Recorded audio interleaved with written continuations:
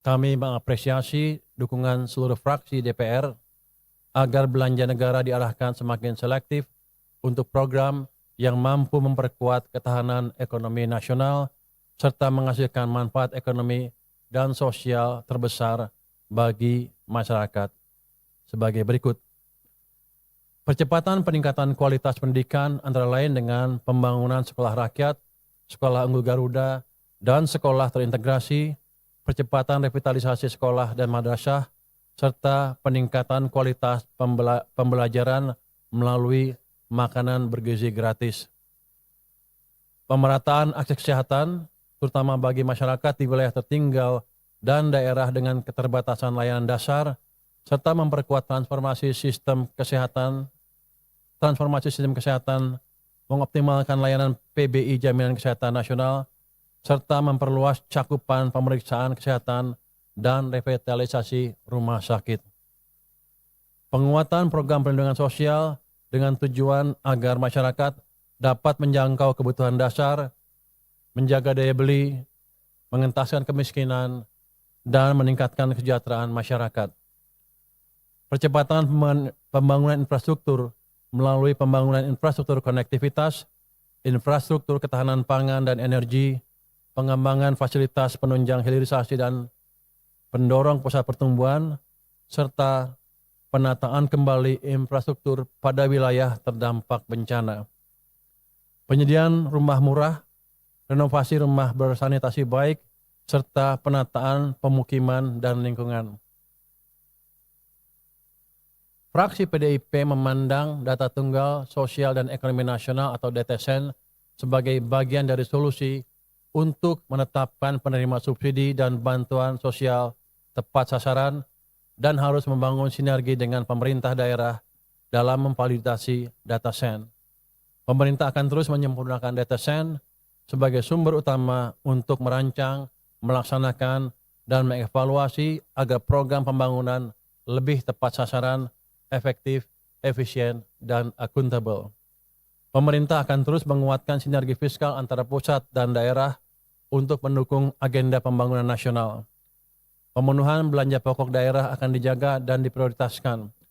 Kami sepakat dengan fraksi PAN untuk mendorong pemerintah daerah meningkatkan kualitas belanja dan kemandirian fiskal. Oleh karena itu, kemampuan fiskal daerah harus terus ditingkatkan untuk mendukung pelaksanaan otonomi daerah serta mengurangi ketimpangan fiskal antar daerah. Fraksi PKS memandang kenaikan belanja pemerintah pusat perlu diarahkan untuk mensukseskan program kerja prioritas nasional untuk meningkatkan kesejahteraan masyarakat. Dalam rangka mendukung pencapaian tersebut, kebijakan dan anggaran belanja pemerintah pusat tahun 2027 dirancang untuk memprioritaskan belanja untuk mendorong pertumbuhan ekonomi dan menjaga daya beli masyarakat, penguatan belanja dan fokus pada efektivitas dan efisiensi program kerja prioritas nasional dan menajamkan program graduasi kemiskinan serta akurasi data penerima subsidi dan bantuan sosial agar lebih tepat sasaran. Fraksi Partai Demokrat memandang bahwa kebijakan transfer ke daerah harus memperkuat pemerataan sekaligus kemandirian daerah. Selaras dengan hal itu, pemerintah telah merencanakan kebijakan dan anggaran transfer ke daerah tahun anggaran 2027 secara terpadu selaras dengan arah kebijakan fiskal nasional guna mendukung pemerataan agar daerah yang manfaatnya sebagian besar dirasakan oleh masyarakat di daerah.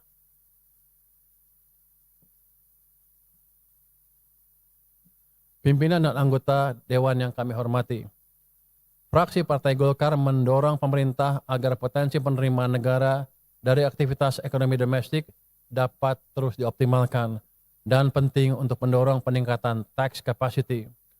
Sejalan dengan pandangan fraksi-fraksi DPR RI, pemerintah akan terus berupaya meningkatkan pendapatan negara secara bertahap dan berkelanjutan untuk menyediakan ruang fiskal serta mendukung pertumbuhan ekonomi yang lebih tinggi dan inklusif melalui penguatan tata kelola SDM dan integrasi data dalam melaksanakan intensifikasi dan ekstensifikasi untuk memperluas basis perpajakan.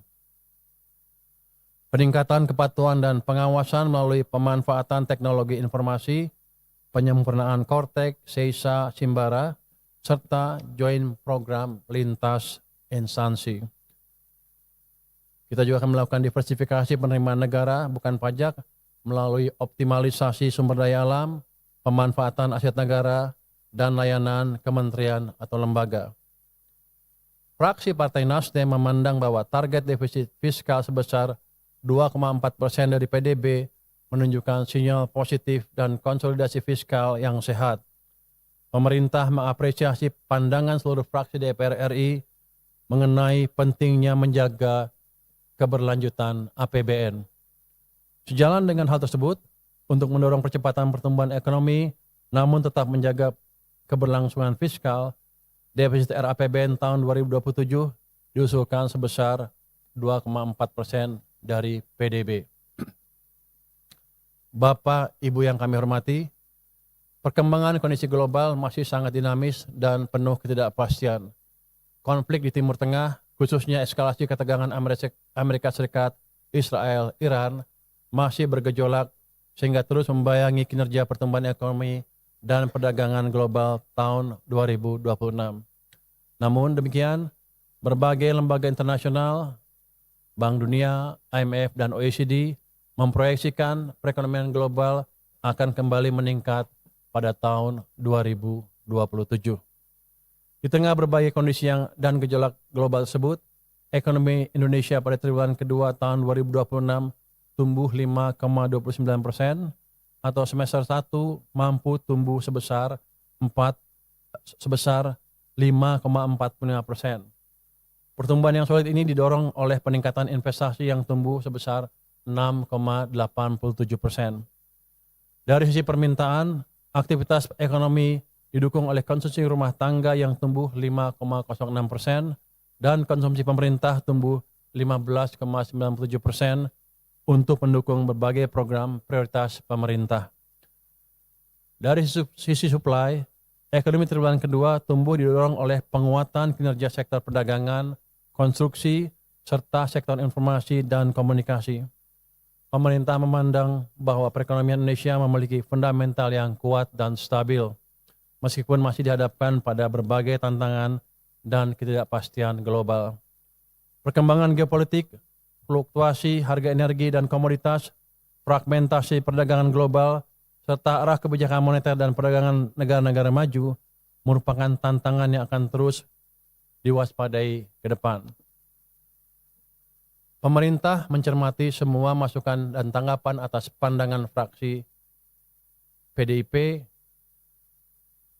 fraksi Partai Golkar, fraksi Partai Gerindra, fraksi PKB, fraksi Partai Nasdem, fraksi PKS, fraksi PAN, dan fraksi Partai Demokrat terkait asumsi dasar ekonomi makro tahun 2027. Fraksi PKB mendorong agar pemerintah perlu menggeser sumber pertumbuhan melalui productivity driven growth, melalui reformasi regulasi, efisiensi logistik, digitalisasi, penguatan industri manufaktur, dan peningkatan kualitas SDM. Pemerintah sependapat dengan pandangan fraksi PKB untuk terus mendorong transformasi menuju struktur ekonomi Indonesia yang lebih produktif, menciptakan nilai tambah, dan berdaya saing dalam rangka mendukung pencapaian target pertumbuhan ekonomi tahun 2027 sebesar 6% yang sangat penting untuk memperluas kesempatan kerja dan mempercepat peningkatan kesejahteraan masyarakat.